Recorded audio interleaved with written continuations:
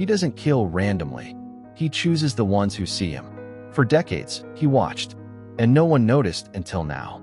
Every victim thought they were alone, until they realized he was always watching. Decades of disappearances, one obsession, and now, the hunter meets the one who sees everything. He needed witnesses, not victims, and she was the last person he expected. Faceless, patient, obsessed. The silent witness has been waiting, and you might be next.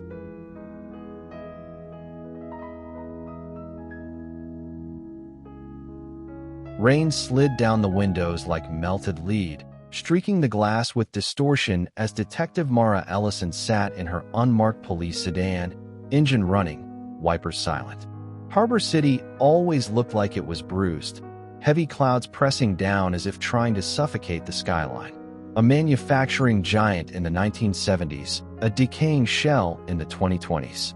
A place where abandoned factories outnumbered functioning ones, and where the night shift had become a permanent way of life. Mara watched the flickering neon of Sutterman's Liquor across the street. She wasn't surveilling it. She just had nowhere else to sit while she waited for a call that might never come. Her fingers trembled as she lifted a styrofoam cup of coffee. Not from the caffeine, from what she had been avoiding all week. A voicemail, just one, from a number she hadn't seen in 14 years. Her brother's. A brother who had been dead for 13. She closed her eyes. Stop thinking, she whispered to herself, tapping the steering wheel. Focus on the job. But the job hadn't been the same lately. Ever since the new case landed on her desk 3 days ago, nothing made sense. A body found in an alley. No ID. No traceable DNA. No prints. No phone. No wallet. But the way the victim's hands were positioned, placed together as if praying, had ignited a memory. The same way her brother had been found. No. She slammed her palm into the wheel. Coincidence. Has to be. Her radio crackled. Unit 4 to 3, respond to a possible 10 to 54 at the Crescent Apartments. Caller claims a neighbor heard a scream. Finally, something to pull her out of her head. Mara threw the coffee into the passenger seat, put the car in gear, and pulled into traffic. The city swallowed her whole. The Crescent Apartments were the kind of place landlords bragged about in court documents, not advertisements. Gray-stained concrete, rusted balcony bars, a lobby door that required 3 different shoulder hits before it opened. The kind of building where screams were either ignored, mistaken for TV noise, or acknowledged too late. Mara climbed the stairs 2 at a time. On the 3rd floor, a middle-aged woman with hair the color of dishwater stood wringing her hands. "You the detective?" the woman asked. It was from there. She pointed to 3F. "What did you hear?" Mara asked. A scream. Just one. Then something like dragging. Mara's pulse ticked faster. "Did you see anyone enter or leave?" The woman shook her head. Didn't dare look. Mara approached the door, drawing her weapon. Her knuckles rapped lightly once. Pure formality. You didn't knock on doors like these expecting an answer. Harbor City Police. Silence. She tested the knob. Unlocked. That wasn't a good sign. Mara pushed the door open. The apartment was still. Too still. Like someone had exhaled and forgotten to breathe again. Inside, she found the usual signs of poverty. Cracked tiles, a missing closet door, the faint smell of mildew. But there was something else too. A chair in the center of the living room, turned toward the wall, as if someone had been made to sit and watch something. "Hello?" Mara called. No response. She moved deeper into the apartment. A single bare bulb flickered above, casting long, jittery shadows. The kitchen sink held a stack of dishes, some clean, some not. A calendar on the wall was marked with a red X on yesterday's date. Today's was circled. She felt something shift in the air. Then she saw it.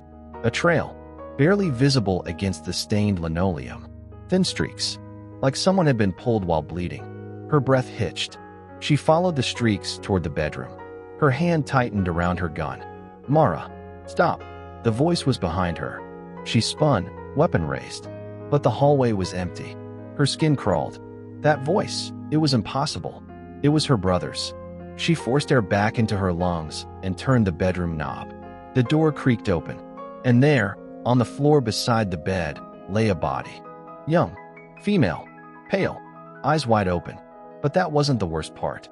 The worst part was the position of her hands, pressed together, praying, just like the other victim, just like her brother. Mara stepped closer, swallowing a rising tide of panic. She needed to examine the scene, not fall apart. But when she kneeled beside the body, she saw something on the girl's palm. A message, written in blue ink. The silent witness knows everything. Mara's blood turned to ice. This wasn't coincidence. Someone was sending her a message. The preliminary forensic team arrived 20 minutes later, but Mara barely noticed them moving around her. She stared at the dead girl's face, studying every detail, trying to force a sense of recognition. Early 20s. Chestnut hair. Freckles across the bridge of her nose. A faint scar near her left eyebrow. Clothes from budget stores. Nails bitten. No jewelry. Who was she? And why did she have a message meant for Mara? Detective Jonah Price stepped into the bedroom, ducking under the police tape. He was tall, slightly graying at the temples, and chronically tired-looking. He'd been her partner for 6 years, long enough to know when something was wrong. "You look like you've seen a ghost," he said quietly. Mara kept her gaze on the body.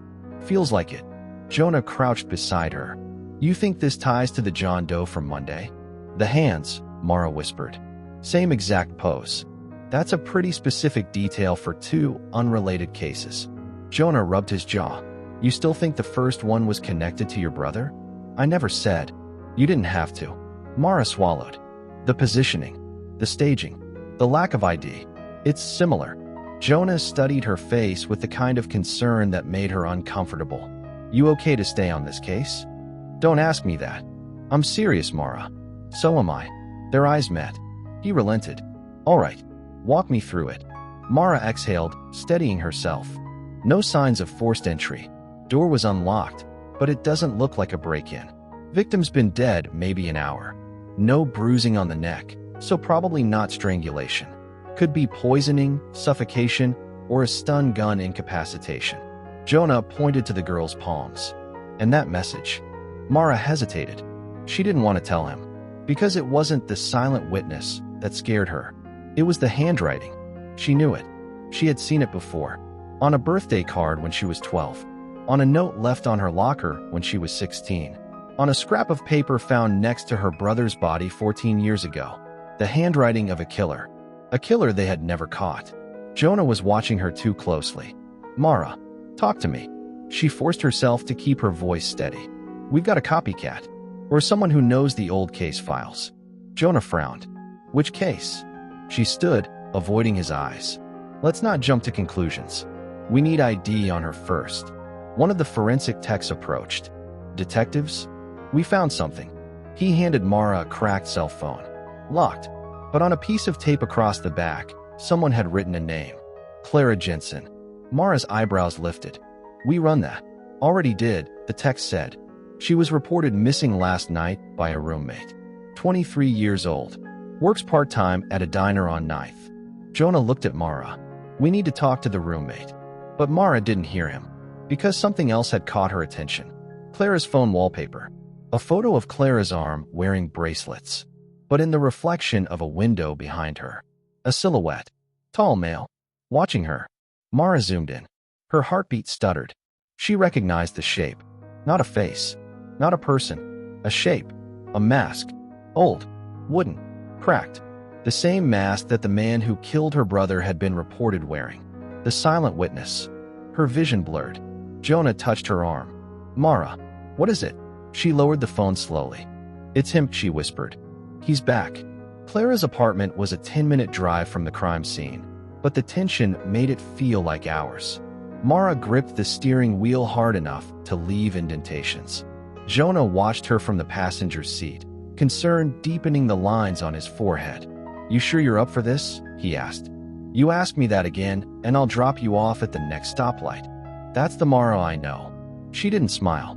Clara lived in a rundown complex near the edge of the industrial district. Half the buildings there were abandoned, the other half barely standing.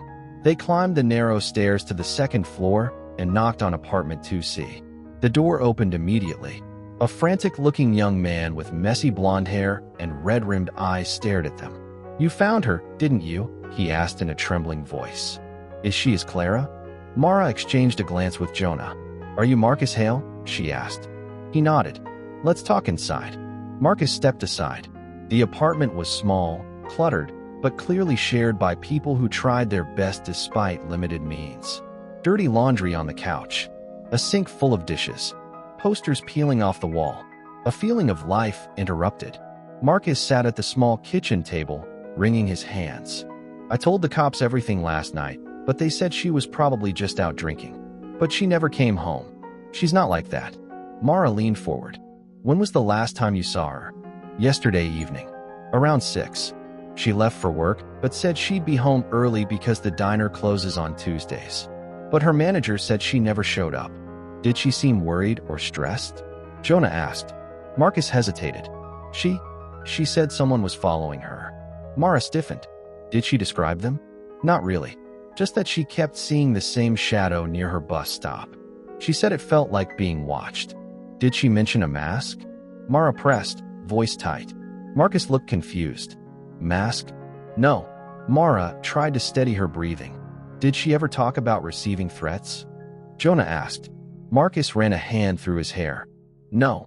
But 2 weeks ago, she came home freaked out. She said she saw something in her room. Something had been moved.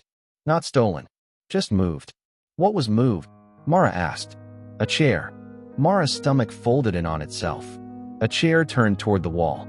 A chair meant for watching. Marcus, she said softly. Did Clara have any connection to old criminal cases, investigations, or anyone with a violent past?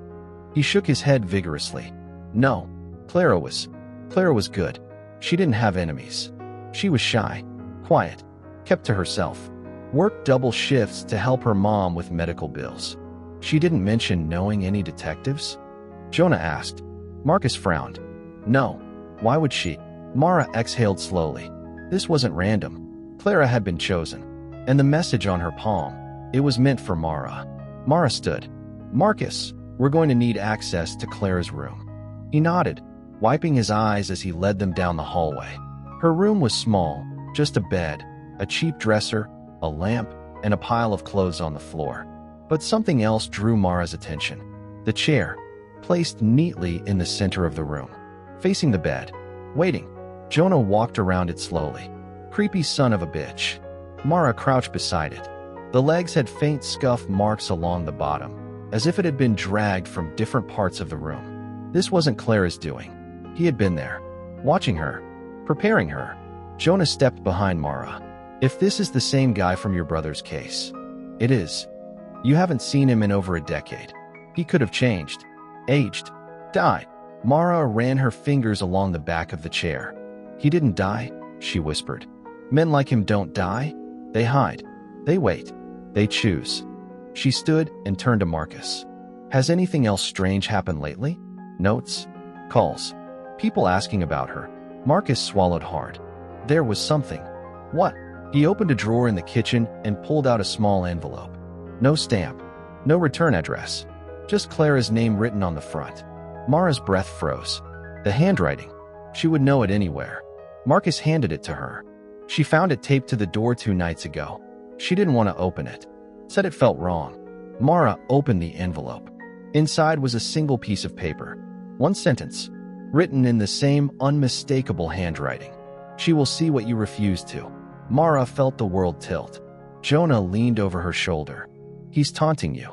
No, she whispered. He's warning me. She folded the note carefully. We need to find the next victim, she said. Jonah blinked. The next one? Mara stared at the note. At the handwriting. At the message on Clara's palm. The silent witness was never random.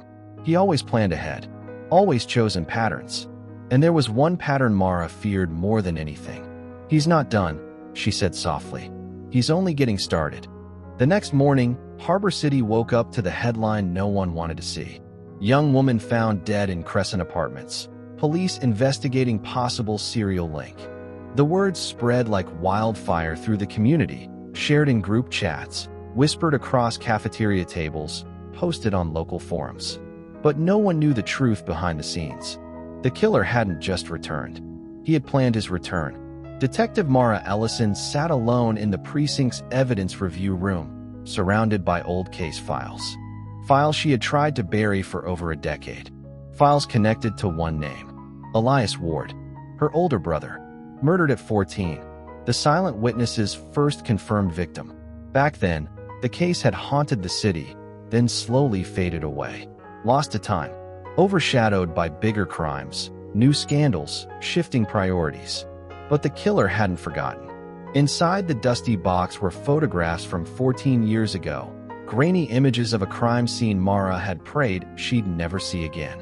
Her brother lying on his back, hands pressed together, praying, just like Clara, just like the John Doe. A message left behind on a torn scrap of paper. You weren't watching. Mara shut the box hard. She had been 11 when Elias died, too young to understand, old enough to remember everything. She pulled out her phone and stared at the newest message she had received an hour ago. Unknown number. No traceable location. Just 4 chilling words. Are you watching now? Her pulse thudded painfully. He was escalating. And this time, he wasn't hiding in the shadows. By noon, the precinct was buzzing with activity. Detectives, analysts, and officers moved like bees in a hive. Except Mara felt like she was standing outside of it, watching everything from a distance. Jonah rushed toward her with a file in hand. We got a witness, he said. Where? Back at Crescent Apartments. 3rd floor.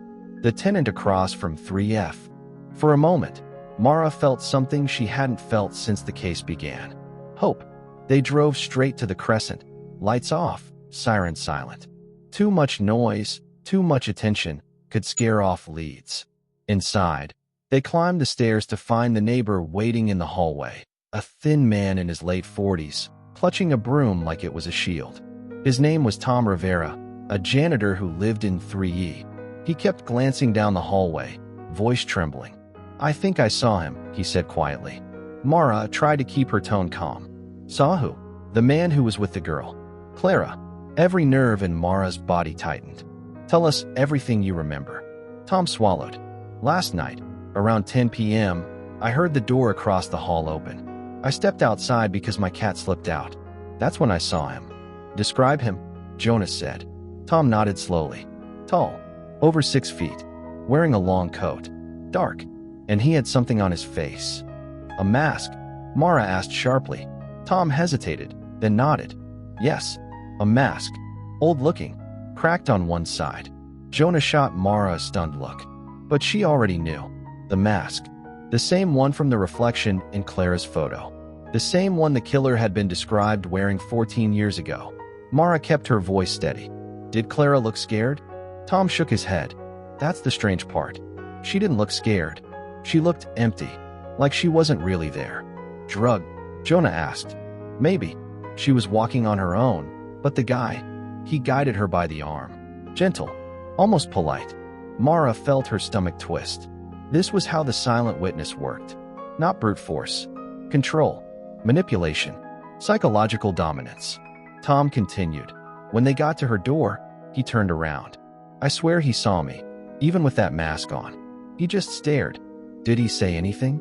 Mara asked. Tom shivered. No, but I felt it. Like he was telling me to stay silent. Mara knelt beside him. You did the right thing coming forward. Tom shook his head. No, I didn't. Because I waited too long. I could have stopped him. Mara placed a hand on his arm. Tom, no one has ever stopped him. Not yet. Back at the precinct, Mara and Jonah sat across from each other in a closed conference room. The silent witness case files were laid out between them, old photos mixed with new ones. Jonah leaned back in his chair, arms crossed. We need to go through the original case step by step. Mara nodded reluctantly. The silent witness had killed at least 3 victims before her brother. Marla Trent, age 32, disappeared on her walk home in 2005. Jeremy Klein, age 19, found in a construction site in 2007. Rosa Hallow, age 41, went missing after leaving a night shift in 2008. Elias Ward was next, the youngest, the first child, the one that shattered the city. Jonah reviewed the files. All the victims shared similar characteristics. Different ages, different genders, different neighborhoods, but all of them lived alone or spent a lot of time alone. Mara nodded. He chooses people who won't be missed right away. People he can study, watch. Which means, Jonah leaned forward. Clara wasn't random. He probably watched her for weeks. Mara pointed to the old notes. He always left messages. Cryptic ones. Never enough to trace, but always enough to feel personal. Jonah frowned. So why Clara? Why now? Mara hesitated, then said the thing she had been avoiding. Because of me. Jonah sat up. Mara, he contacted me before Clara was even taken, she said flatly. He sent me a voicemail. I didn't tell you because I didn't want it to derail the investigation. Jonah's jaw tightened. What did the voicemail say? Mara pulled her phone from her pocket and hit play. A man's voice crackled through the speaker. Calm, measured, chillingly gentle. You missed something, Mara. You always miss something. But don't worry, she will show you. They all will. Jonah froze. Jesus. Mara stopped the recording. He knows exactly what he's doing. Jonah ran a hand across his face. This isn't just about Clara. He's reenacting the old pattern. He's recreating the timeline. Mara whispered, which means we're on a countdown. Late that evening, as the sun dipped behind Harbor City's abandoned steel mills, Detective Jonah Price received a call from the forensic lab. He hung up quickly and grabbed his jacket. Mara, you need to see this. What did they find? Jonah didn't answer. He just drove. 15 minutes later, they arrived at the Harbor City Forensic Center. Inside, they met Dr. Aisha Reynolds, the city's lead forensic pathologist. She motioned for them to follow her into the autopsy lab. Clara's body lay on the table, covered respectfully up to her shoulders. Aisha spoke quietly. We found something beneath the ink message on her palm. Mara stepped closer. What kind of something? Aisha turned on a UV lamp and held Clara's hand under the light. Under the message, the silent witness knows everything. Another set of lines appeared, so faint they were almost invisible. Jonah leaned in. That's not writing. Aisha nodded. It's a map. Mara's breath caught. A crude one. Hand-drawn. Simple lines. Symbols. Coordinates. A building shape. A street curve. Aisha pointed. At first glance, it looks nonsensical. But when we compared it to Harbor City's topography, she pressed a button. A screen lit up. Two maps overlapped. One was the faint drawing from Clara's palm. The other, a section of the city, near the docks, on the outskirts, mostly abandoned. Jonah stared. He's giving us a location. Mara shook her head. No, he's giving me a choice. Jonah looked at her sharply. What do you mean? Mara swallowed. When I was a kid, after Elias died, the killer sent one final message to my family. Jonah blinked. What message? Mara stepped up to the table, staring at the glowing map. He said, when you're ready to finish what you started, follow the path I left for you. Jonah stared at her. Mara, are you saying this map was meant for you? She nodded slowly. He's been waiting 14 years for me to follow him. Silence filled the room. Not the silence of peace. The silence of someone being hunted. Jonah stepped forward, voice steady but tight. Then we go together. We take a full team. Mara shook her head. No, that's exactly what he wants to stop. He wants me to come alone. He wants control. Jonah stepped closer. And what are you going to do? Mara looked at the map. At Clara's hand. At the message. At the past she never escaped. I'm going, she said. No more running. Jonah clenched his fists. Then I'm going with you. Mara didn't answer. Because deep down, she knew the silent witness had planned for that too. If you think you've noticed a clue the victims didn't, leave a comment below.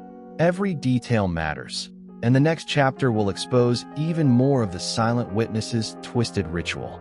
The silent witness has revealed only part of his pattern, but what happens next will shock you. Don't miss the next chapter. Hit that subscribe button and turn on notifications to stay ahead of the investigation. Clara Avery's mother, Evelyn, had always been quiet, soft-spoken, gentle, a woman who taught piano lessons out of her living room and brought cookies to neighborhood meetings. But after her daughter vanished, something inside her snapped awake. Detectives later said she had the eyes of someone who had already visited hell and taken notes. Evelyn Avery became her own investigator, her own forensics team, her own search party. Because while the police wrote their reports, filed their statements, and waited for leads, Evelyn stood in her daughter's room for hours every night, staring at the walls, replaying the last moments Clara was seen alive. And that's when she found it. Not a photo, not a diary entry, not a confession, but a pattern, a presence, something or someone that had been there long before Clara disappeared. 2 weeks after Clara vanished, Evelyn walked into Stanton Police Department carrying a stack of printed newspaper clippings, all from the past 12 months, all from within a 7-mile radius, all involving young women, not murdered, not kidnapped, not assaulted, just watched, followed, stalked, observed with unnerving precision. Most of the reports had been dismissed as paranoia, coincidence, or misunderstandings. But Evelyn saw something everyone else had missed. Each victim had noticed the same thing. A man, not approaching, not speaking, just standing at a distance, watching. Detective Mara Ellison had been on the force for 14 years. She'd solved every kind of case: domestic homicides, drug-fueled assaults, gang retaliations, but nothing ever prepared her for Evelyn Avery's research. Because Evelyn wasn't guessing. She had timelines, locations, handwritten maps with red thread, and most disturbing of all, timestamps, dozens of them. Moments when Clara had told her mother she heard someone outside her window. Moments when other young women reported seeing the same silent figure in the shadows.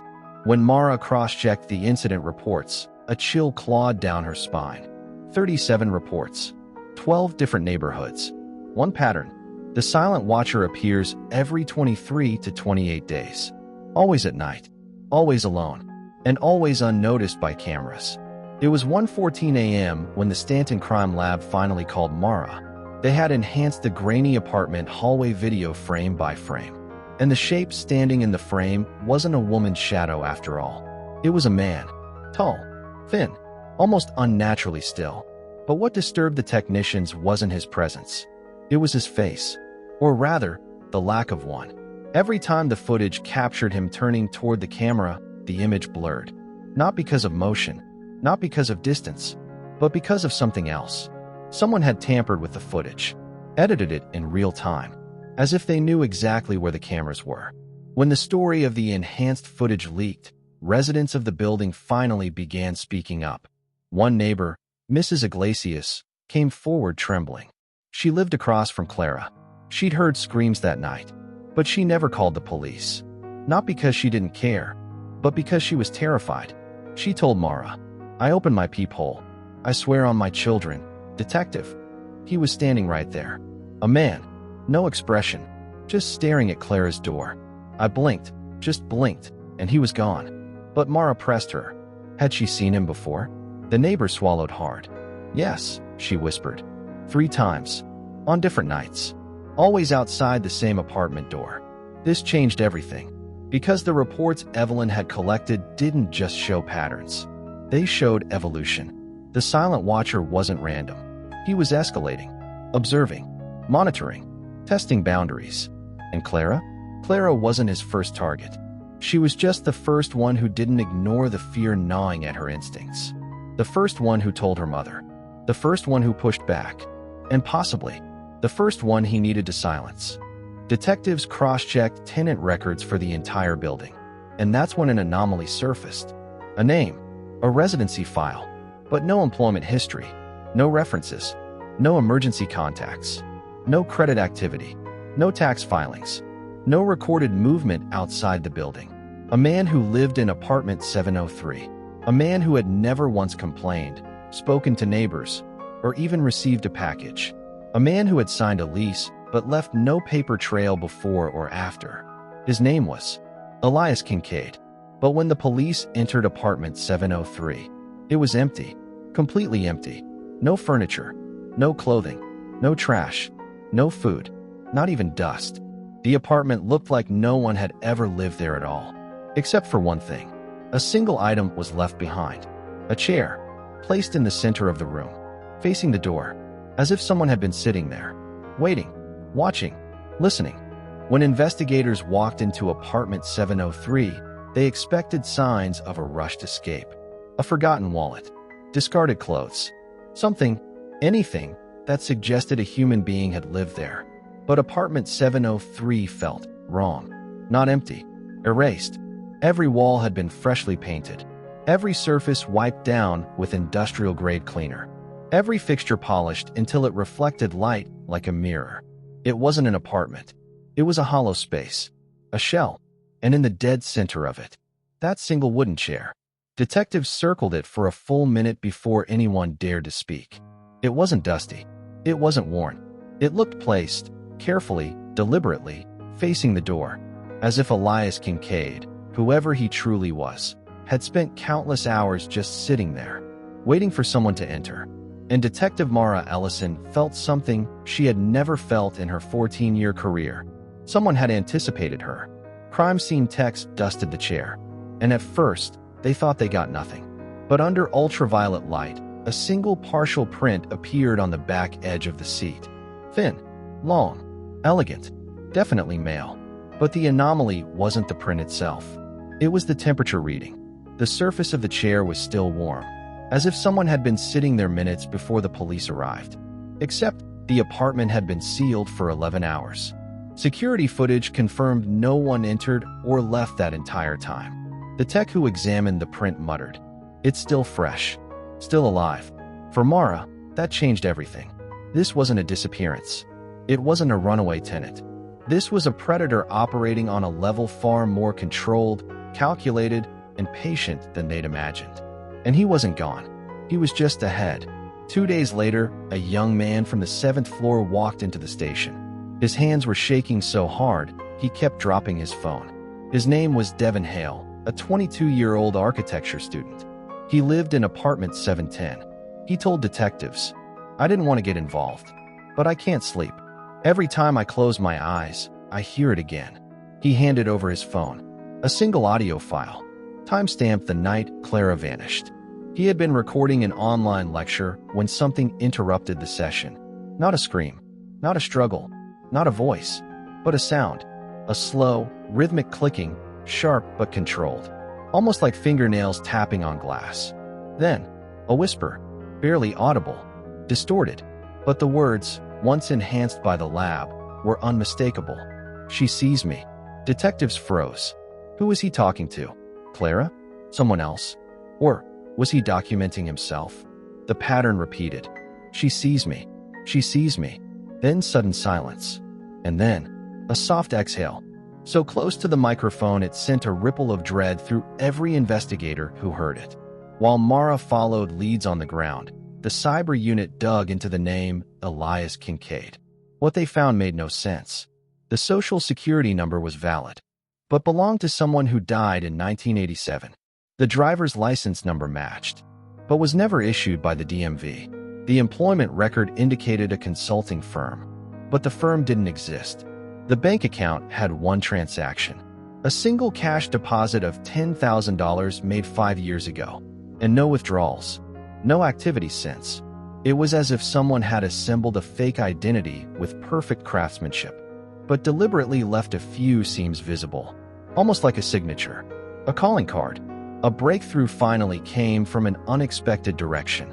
A retired detective from another state, Caldwell County, Oregon, called after seeing the case on the news. He said a similar situation had happened there. A young woman disappearing. A mysterious tenant with a pristine apartment. A chair. Always the chair. And most chilling, the same name. Elias Kincaid. But according to the Oregon detective, your guy can't be Elias Kincaid. Because the real Elias Kincaid disappeared in 1999. We never found him. Never found a body. Someone's using the name. And they've been using it for a very long time. Back in Stanton, Mara returned to apartment 703 with a nagging intuition. She ordered infrared scanning through the building maintenance team. And that's when they saw it. A faint symbol beneath the fresh paint, etched into the drywall. A circle, intersected by 2 vertical lines. A mark almost identical to the one found under the window frame near Clara's bedroom. This wasn't random. This wasn't spontaneous. This was ritualistic, methodical, a pattern spanning states, maybe decades. And Mara knew. They weren't chasing a person. They were chasing a method, a system, a phantom who didn't just watch his victims. He studied them, selected them, prepared their environments meticulously, and erased every trace of himself once the ritual was complete. Except the one thing he always left behind: the silent witness of his crimes. The chair. When the Oregon detective mentioned the earlier case, Mara requested the full file. 2 days later, a thick envelope arrived at the Stanton Police Department. Inside were crime scene photos, interview transcripts, and a hand-drawn map. But the moment Mara opened the folder, she stopped breathing. Because staring back at her from the first crime scene photo was the same symbol, the same uneven circle intersected by 2 vertical lines, the same angle, the same position, hidden beneath furniture, discovered only after removing layers of paint. And in the center of the Oregon apartment, a chair, identical in shape, identical in wood grain. Even the placement was the same, dead center, facing the door. It wasn't coincidence. It wasn't imitation. It was a signature, a message, and possibly a challenge. Stanton News Network reporter Ava Barlow had been covering missing persons for 7 years. She'd seen cases go cold. She'd seen families give up hope. She'd seen how bureaucracy could bury the truth. But Clara's case unsettled her. There were too many gaps, too many inconsistencies. And the moment she learned the police were quietly cooperating with another state, she knew something larger was happening. So Ava began digging. Old archives, cross-state databases, old police blotters. And that's when she found something the police had not yet connected. A case from New Mexico, 2011. Another disappearance. Another immaculate apartment. Another symbolic carving hidden under fresh paint. And although the name used in that case wasn't Elias Kincaid, the witness descriptions were chillingly familiar. Tall, quiet, polite, average face, forgettable. The kind of man you could see every day and never notice. Different name, different identity, same pattern. Ava realized what the police were only beginning to understand. This wasn't a single suspect. This was a decades-long sequence. A moving shadow, an evolving ghost. Someone who changed identities like clothes, but kept one ritual intact. The next breakthrough came not from law enforcement, but from forensics. Clara's laptop had been locked behind a strong password. It took days for the cyber team to finally crack it. What they found was shocking. Inside a folder titled Archive, Clara had saved dozens of emails from an unknown account. At first glance, they looked like spam. Generic quotes, random links, occasional phrases like, "Do you still see them?" "The watchers are patient. Patterns reveal truth." But one email stood out. The subject line read, "Your mother knew." It contained no text, just an attachment. A photo, grainy, old, dated 1999. It showed a woman standing outside a rural motel. And behind her, almost hidden in shadow, a tall, gaunt man watching her. The metadata indicated the photo had been taken in Caldwell County, Oregon, the same town where the earlier silent witness case happened. Clara's mother had never lived in Oregon, never visited, never mentioned it. So what was she doing there the same year the real Elias Kincaid disappeared? And more importantly, why had Clara been receiving emails about it? When the cyber unit enhanced the carved markings from multiple scenes, something strange happened. At first glance, it appeared abstract, random, coded, but when the markings from 3 states were overlaid, they formed a clear, deliberate shape. A pair of stylized eyes, wide open, unblinking, watching. The meaning hit Mara instantly. The killer wasn't leaving a symbol. He was leaving a statement. His crimes always had a witness, always someone watching, always someone studying, including investigators, and perhaps the victims themselves. The next event shattered any illusion of distance. Detective Mara Ellison returned home one night around 1:30 a.m. She unlocked her door, stepped inside, dropped her keys on the table. Nothing seemed out of place, until she turned on the living room light. Her armchair, normally angled toward the window, had been moved. Just slightly. A shift of 2 inches. A small change most people would overlook. But Mara didn't. She felt her pulse spike. Her house wasn't burglarized. Nothing was stolen. Nothing was broken. But as she approached the chair, she saw it, carved on the underside of the armrest. The same symbol. Faint. Shallow. New. A message only she would discover. And under it, A word. Soon. While the entire department mobilized to protect Mara, another development hit them like a shockwave. A mass email was sent to dozens of random residents across Stanton City. No subject line, no explanation, just a single sentence. Ask them why they never told you about 1999.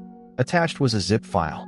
Inside were photos, not of Clara, not of crime scenes, but of Mara, at her house, at the station, at her local grocery store, even at her father's gravesite. Some shots were taken from across the street, others from inside buildings, one from directly behind her. Someone had been following her for months. Someone who knew her schedule, her habits, her routes. Someone who was now spreading these images to the public, taunting her through innocent strangers. A psychological attack designed to destabilize the lead investigator. Testing her, breaking her, watching her. At this point, the narrative had shifted. Clara wasn't the only victim. The case wasn't just about one disappearance. It was about control, manipulation, observation, a cycle repeating across decades and states. But now, the killer had changed his pattern. He wasn't just watching his chosen victims. He was watching the investigator, following her, documenting her, studying her reactions. And for the first time, Mara admitted something quietly to herself. The silent witness wasn't just hunting Clara. He was hunting her, too. Every clue uncovers more questions than answers. Can you spot the pattern before Mara does? Comment your theory and subscribe for the next reveal. The hunter remains unseen, but he's closer than ever. Turn on notifications. The next chapter will shock you. Clara's laptop contained dozens of strange emails, but one thread stood out above all the others. She had exchanged messages with a private investigator named Jonas Reed, a retired police sergeant from Oregon. He was the same man who called Mara anonymously days earlier. And now, reading through Clara's archived mail, the detectives realized something shocking. Clara contacted Jonas first. She wasn't randomly targeted. She wasn't chosen by coincidence. She was searching for something, or someone. And in one of her emails, she wrote, "I found a photo of Mom at the Caldwell Motel. You said that name before. You said the man who vanished there was watching her. Why was she there? Why did she lie about it all those years?" Suddenly, everything clicked. Clara's mother wasn't a bystander. She wasn't just a name attached to a victim's file. She was a thread connecting the silent witness cases. And Clara had discovered it, weeks before disappearing. Jonas Reed attached 2 audio files to one of his emails. The first was nearly identical to the one found by the student in apartment 710. Clicking noises, slow breathing, a faint whisper. But the second file was different. It was a voicemail, dated 2 days before Jonas himself vanished in 2021. The caller said only one sentence. "You should have never shown her the photo." The voice was low, calm, emotionless, the kind of voice that didn't need to threaten, because it had already decided what would happen. For the first time in 2 decades, investigators heard the silent witness speak, and he sounded like a man with no fear and no pause. An analyst in the Oregon Crime Lab finally confirmed something buried in a 1999 case file.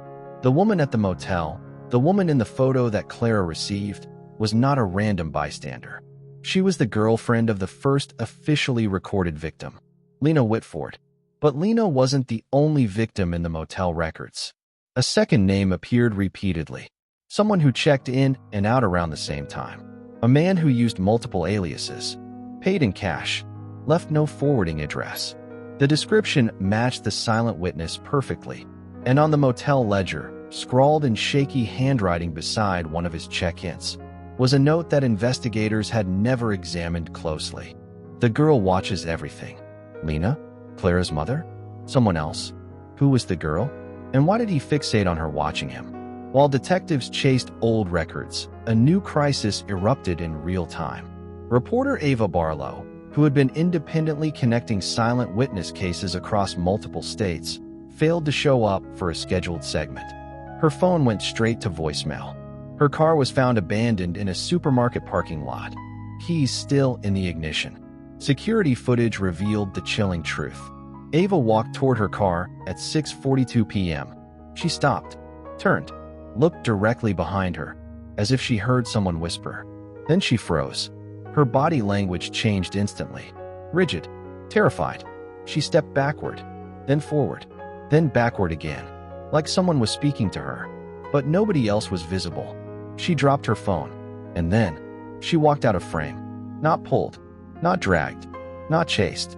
She walked away, as if following someone she trusted, or feared, or could not resist. From the moment she left the camera's field of view, she was never seen again. There were no further angles, no witnesses, no screams, just Ava disappearing into the blind spot of a parking lot camera, the same way the silent witness's victims always vanished. By choice, or by manipulation. At 3:17 a.m., the same time the killer sent mass emails earlier, an IT clerk at the Stanton PD noticed something abnormal. 2 case files had been switched. Not deleted, not corrupted, switched. The silent witness file had been swapped with a closed burglary case from 2014. Names rewritten, captions changed, photos mislabeled. A quiet message: I can reach anywhere I want. He didn't just break into Mara's home. He had breached police systems. And he left a final image embedded in the file. A still photo of Ava Barlow, sitting in a wooden chair, head tilted slightly, eyes wide open. Not dead, not bound, just sitting, staring forward. The caption beneath it read, "She sees me now."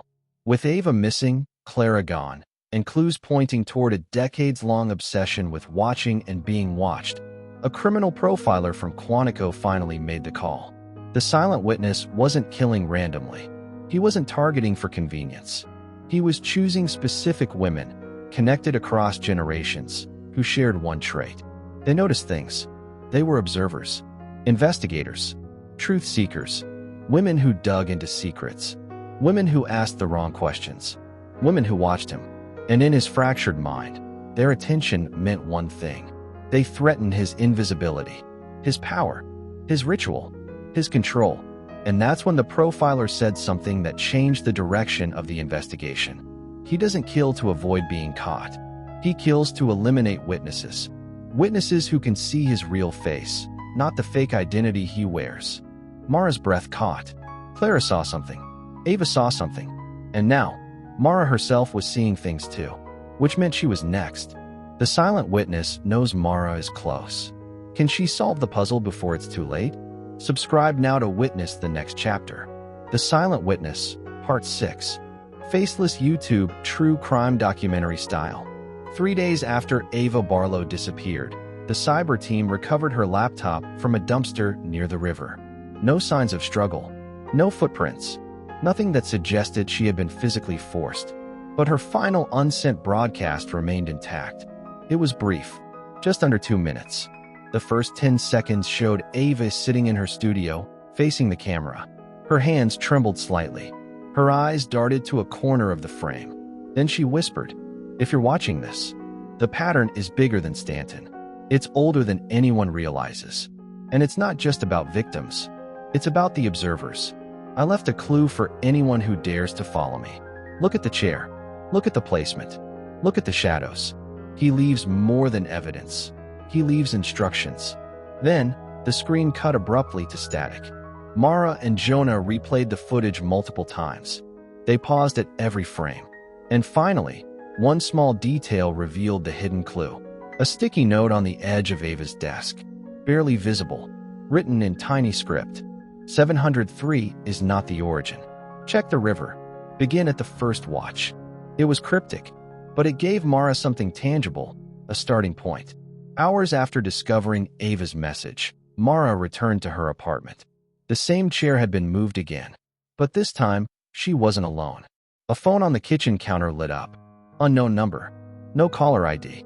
No area code. She answered. A low, calm voice whispered, "I see you. Always. You have been watching, just as they watched me." Mara's hand shook. "Who are you?" she demanded. "Why Clara? Why Ava? Why me?" A pause. Then a chilling sentence. "Because you notice. Because you remember. Because you care. And because you are next." The line went dead. Mara dropped the phone. She had expected threats. She had expected intimidation. She had not expected admission. The silent witness wasn't hiding. He was revealing his obsession, And Mara realized the game had changed.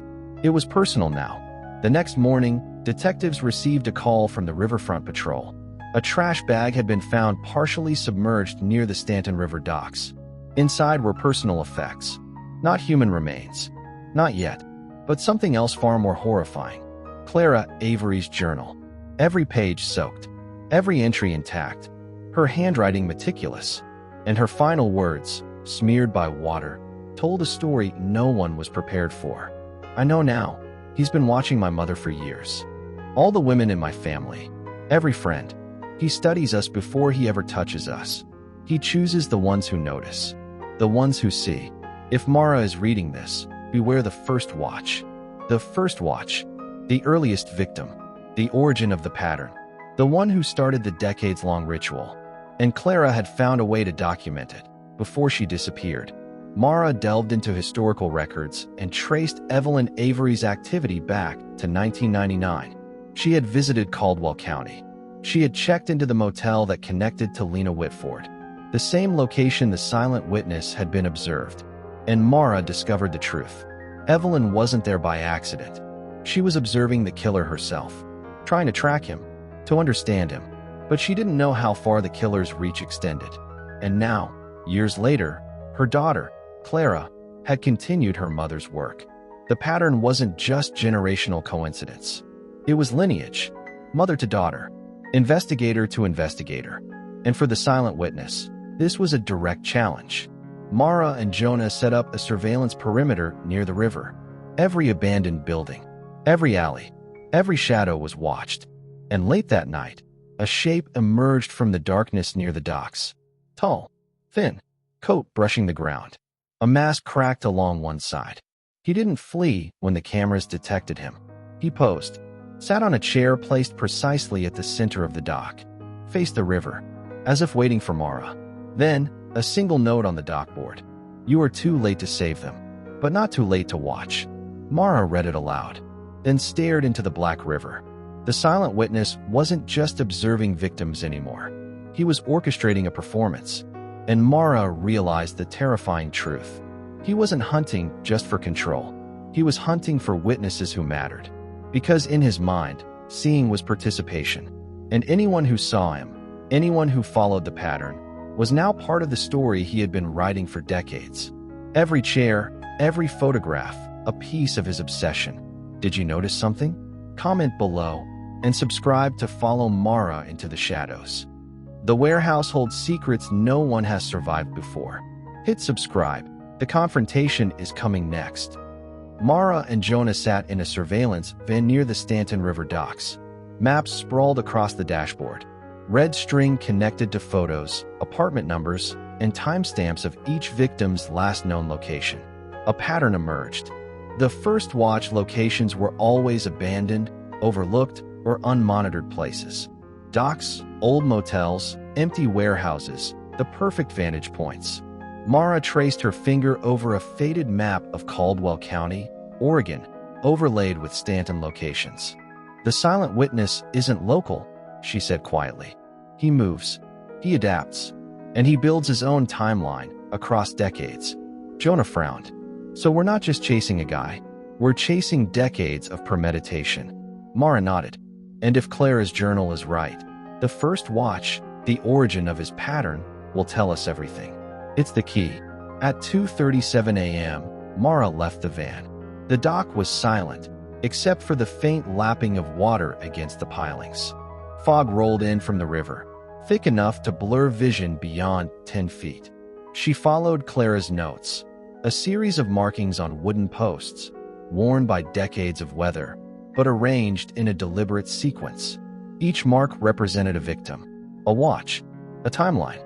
And then she saw it, a chair, a lone chair, perfectly centered on the dock, facing the river, identical to the ones found in Stanton, Oregon, and New Mexico. Next to the chair, a shallow indentation in the mud. Footprints. Not human. Too precise, too light. Mara's pulse quickened. He was here. He had anticipated her. Meanwhile, Jonah was running through citywide CCTV feeds and network logs. What he found shocked him. The killer had installed dozens of hidden surveillance devices across Stanton City. Inside vacant apartments near previous victim locations, behind vents and stairwells, embedded in light fixtures and parking garages, even in mundane public areas like laundromats. Each camera was hooked to a private network. No IP traceable, all footage encrypted. The silent witness wasn't just watching victims. He was watching Mara and the investigation itself. Every movement, every investigation step, every pause or misstep was meticulously recorded. Jonah whispered into his headset. He knows us. He knows our patterns. He's always a step ahead. Back on the dock, Mara noticed a small box tied under the chair. Inside was a single object, a Polaroid photograph. It showed Ava Barlow, alive, sitting in the same pose as the dock chair, staring forward, blank-faced. But the background was familiar, an abandoned warehouse in Stanton, one previously unmarked on any maps. Tucked beneath the photo was a note. Step closer, see what I see. Watch closely, or lose your chance forever. Mara's heart raced. This wasn't a message. It was a lure. And she realized the killer wanted her here, on the dock, alone. Mara turned slowly. Fog curled around the edges of the dock. A tall figure emerged from the mist. Coat brushing the wooden planks, mask cracked along one side. He didn't speak. He didn't run. He stood, watching. Mara's hand hovered over her firearm. But she didn't move. Because in that moment, she recognized him. Not by face, the mask hid that. But by posture, by patience, by control. He wasn't just a killer. He was a teacher of fear. Then, the voice came. You came. I wondered if you would. I see you, Mara. Watching, learning, judging. But you understand. You care. You remember. And that is why this matters. Mara held her ground. What do you want? The silent witness tilted his head. Silence. Then, I want you to see. Not just watch. To understand. To witness what they never will. Step closer. Or step away. But do not pretend you don't see. A foghorn echoed from the river. And Mara realized, for the first time, that the killer had orchestrated this entire encounter. It wasn't random. It wasn't instinct. It was ritual, and she had just walked into the center of it. The silent witness may have met his match. Turn on notifications. The showdown is next. Following the trail from the river dock, Mara approached the abandoned warehouse. It had been boarded up for years, located at the edge of the industrial district. Windows broken, graffiti covering the walls. The perfect place for a predator to operate unseen. But the inside told a different story. Lights were dim, yet there was order. Everything had been meticulously arranged.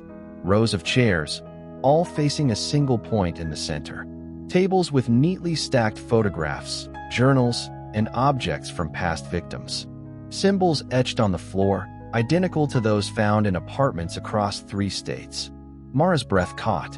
The silent witness hadn't just been observing. He had been documenting, collecting, preserving. A curator of terror. As she moved deeper, Mara noticed patterns connecting the objects. Journals and photos of women who had vanished.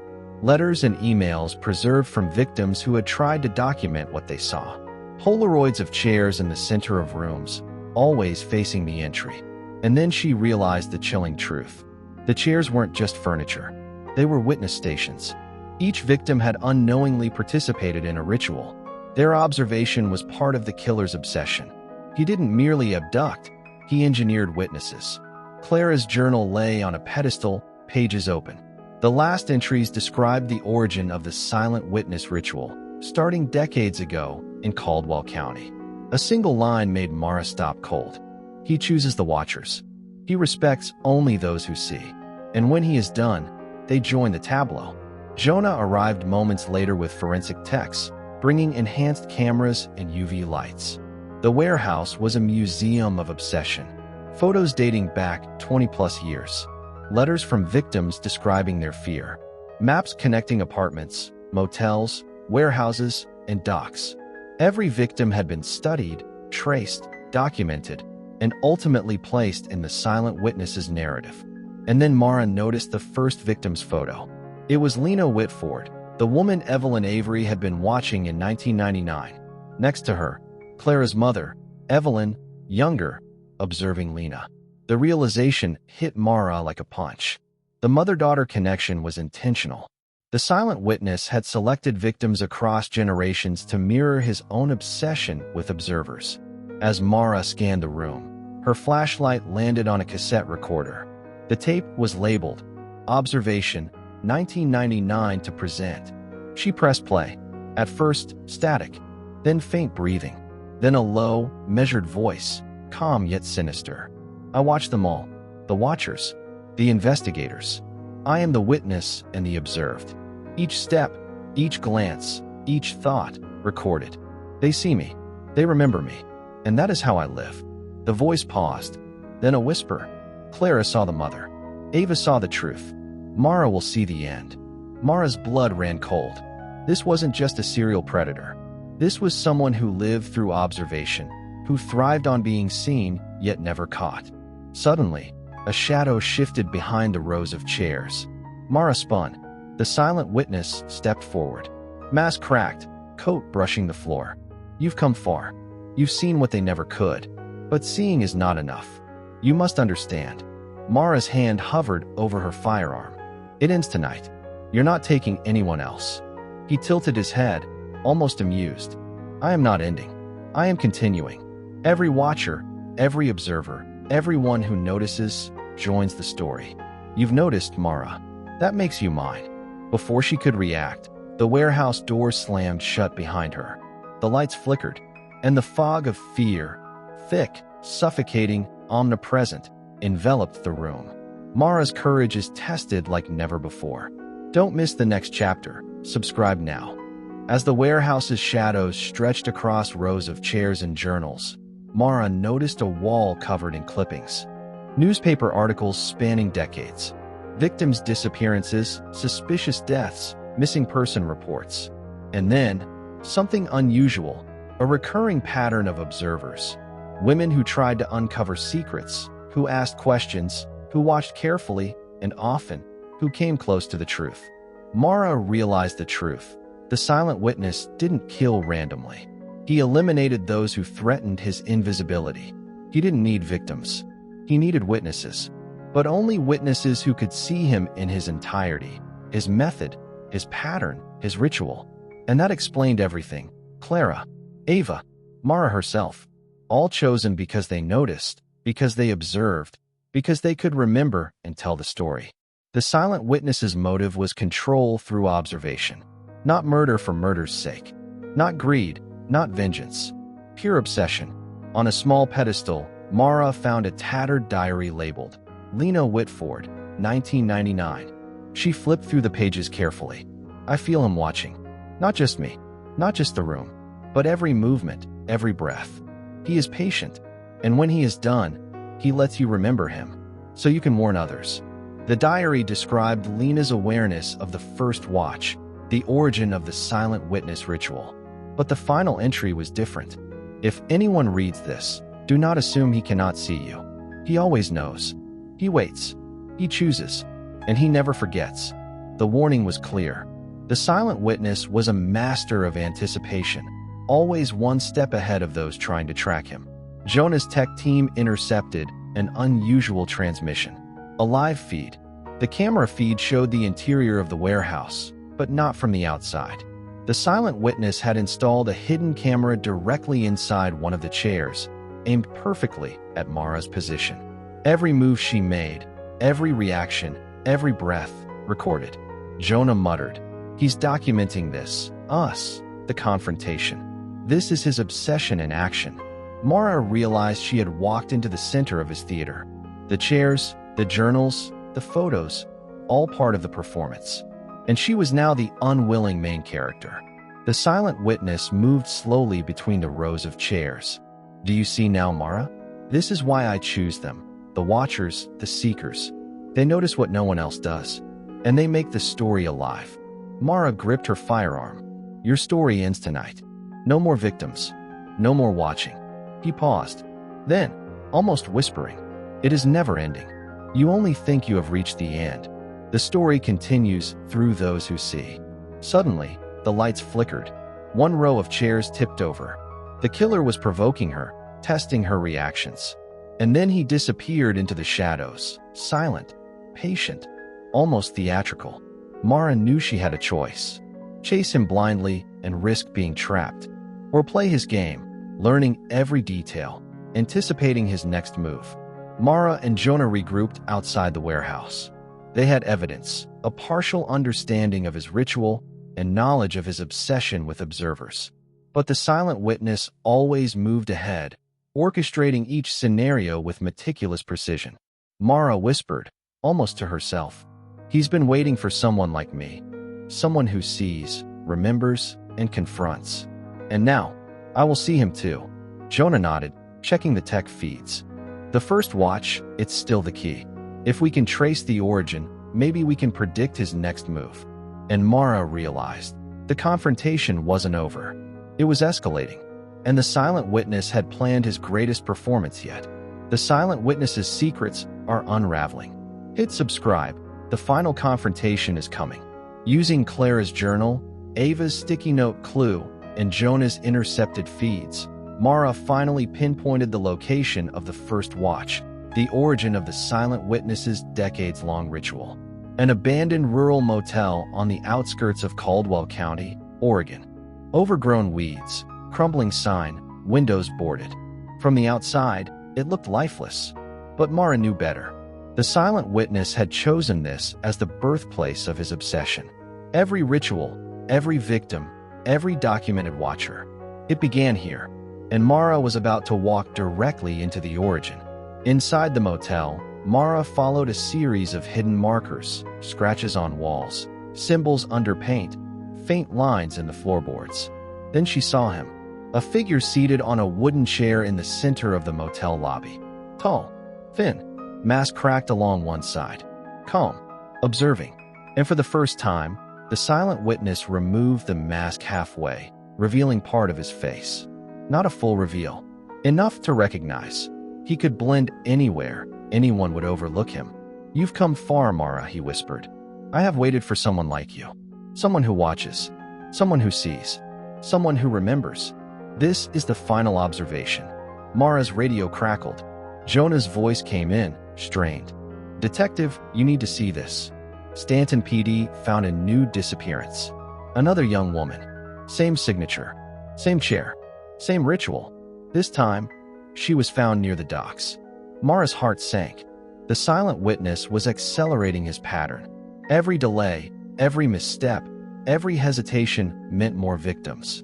And now, time was critical. Mara approached the center of the lobby, weapon drawn. "It ends tonight. No more watches. No more victims." He tilted his head slightly, amused. "Do you think this ends with a threat?" "No. It ends with observation. You will understand. You will see. Just as they did." Suddenly, he rose from the chair and advanced slowly. Mara fired a warning shot. The bullet ricocheted off a wall. He didn't flinch. "I am not afraid of your weapons. I am the watcher. I am patient. I am everywhere." He circled Mara, his steps synchronized with the faint ticking of a grandfather clock in the corner. "You see them now? Clara, Ava, Lena, your mother. They are all part of the pattern you will witness tonight. And if you fail, you will join them." Mara realized the chairs around the room weren't just furniture. They were stage positions for witnesses, some empty, some with photographs. He was forcing her into his ritual, turning her into an observer of his centuries-old obsession. Mara needed a plan. Every move had to be precise. She couldn't confront him directly. She needed to outthink him, anticipate the ritual, and turn his obsession against him. Jonah's feeds had given her one advantage: the silent witness's ritualistic behavior. Every step he took was predictable if she followed the pattern from past victims. She whispered into her earpiece, "Jonah, cover every exit. Track every movement. It's now or never." And with that, Mara stepped forward into the center of the ritual. Her eyes locked on the killer. Her mind racing. She finally understood. To end this, she had to become the watcher and the observed at the same time. Mara's mind raced. Every ritual, every victim, every chair, every photograph. She realized the silent witness was predictable, not because he was sloppy, but because his obsession with being observed demanded repetition. He wanted witnesses, He wanted documentation. He wanted Mara to follow the pattern. Now, Mara would use that against him. She silently circled the chairs, noting the angles, the positions, and the subtle marks in the floorboards. Her eyes caught the reflection of a mirror fragment in a corner. She could watch him without him seeing her fully. And that was the opening she needed. Mara spoke quietly into her earpiece. "Jonah, lock down all exits. Cameras on every angle. And prepare the thermal sweep." The silent witness's voice echoed from the center. "Do you think you can turn observation into power? You only see what I allow." Mara kept moving, careful to remain partially concealed behind the chairs. Then she reached the pedestal with Clara's journal. "He uses history against us," Mara whispered. "We use history against him." She placed a small mirror on the floor, angled to reflect the rows of chairs back toward the silent witness. "Look carefully," she thought. "Let him see himself through the pattern." The silent witness paused. "What is this?" He stepped closer, eyes narrowing. "You mimic the ritual. You replicate the observation. You watch yourself in my theater?" Mara remained calm, weapon drawn but not aimed directly. "I see everything. I understand your pattern, and it ends tonight." The reflection from the mirror revealed every chair, every photograph, every mark. His entire ritual laid bare before him. For the first time in decades, he hesitated. At that moment, Jonah's tech feed delivered confirmation.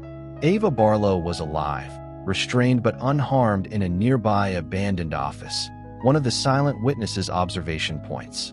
Clara Avery had escaped the initial capture, but had gone into hiding after discovering the killer's full ritual. Her journal was the key to understanding the pattern. Mara realized the silent witness had underestimated her resolve and her understanding of the observer's chain. She could predict his moves. She could rescue the victims. She could end the ritual. The silent witness advanced slowly, mask cracked, hand steady. "You think you can break me? I am observation itself. I am the story that never ends." Mara's gaze remained unwavering. "You are just a man hiding in shadows. And shadows disappear when the light is turned on."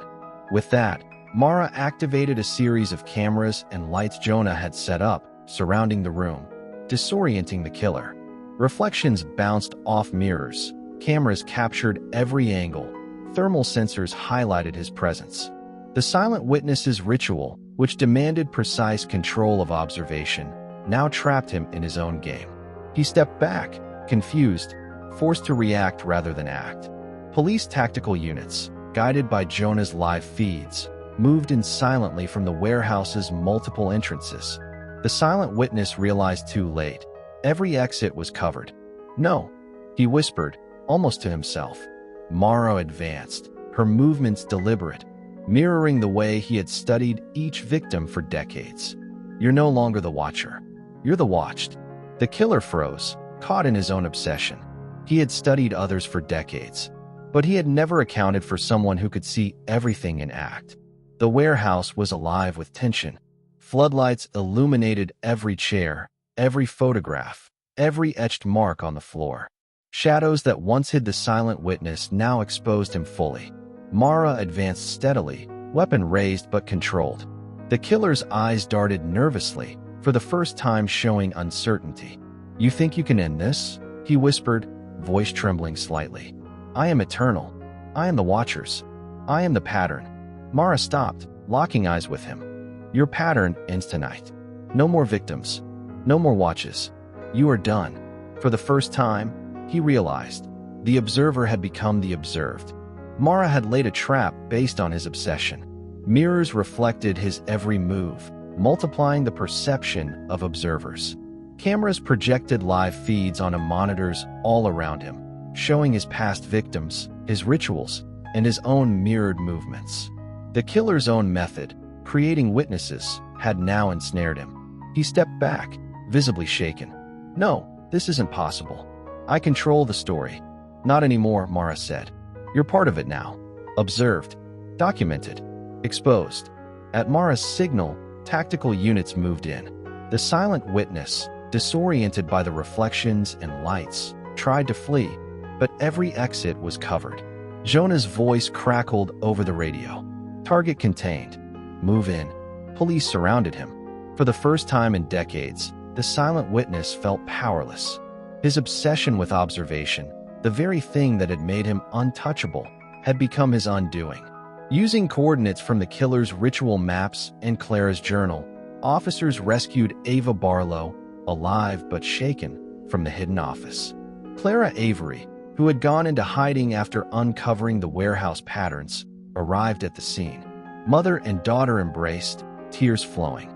"He's finally caught," Clara whispered. Mara nodded. "And the cycle ends here." Under arrest, the silent witness remained eerily calm. "I only wanted to be remembered," he said quietly. "I wanted witnesses. I wanted observers. I wanted to be seen." His words were chilling in their simplicity, decades of terror reduced to a twisted need for acknowledgement. "You saw me. You remembered me. And now, the story is over." With the warehouse and journals documented, Mara, Jonah, and investigators pieced together the full scope of the silent witness's crimes. Decades of carefully chosen victims, selected for their ability to observe and remember. Generational connections, including Clara and her mother, who inadvertently continued his pattern. Ritualized environments, chairs, photographs, and markings that allowed him to control perception. Finally, the evidence and confessions revealed the full story, ending decades of fear and uncertainty. Months later, Mara reflected on the case. Ava returned to journalism, documenting the silent witness story with care. Clara became an advocate for victims of organized predatory behavior, using her knowledge to protect others. The warehouse was preserved as evidence, a chilling reminder of how obsession and observation can shape terror. Mara herself felt a change. To see is not always to act, but sometimes seeing is the only way to stop a pattern before it repeats. And in the quiet aftermath, the city could finally breathe again. But the story of the silent witness would remain, a cautionary tale of watchers, observed, and the thin line between vigilance and obsession. The silent witness has finally been stopped, but the lessons remain. Ava survived, Clara exposed the killer, and Mara stopped the cycle. What would you have done if you were in their shoes? Comment below. The silent witness is gone, but evil often hides in the shadows. Subscribe and stay tuned for the next faceless true crime story that will keep you on the edge of your seat. Case closed for now. Subscribe for more real-life mysteries that will haunt your mind.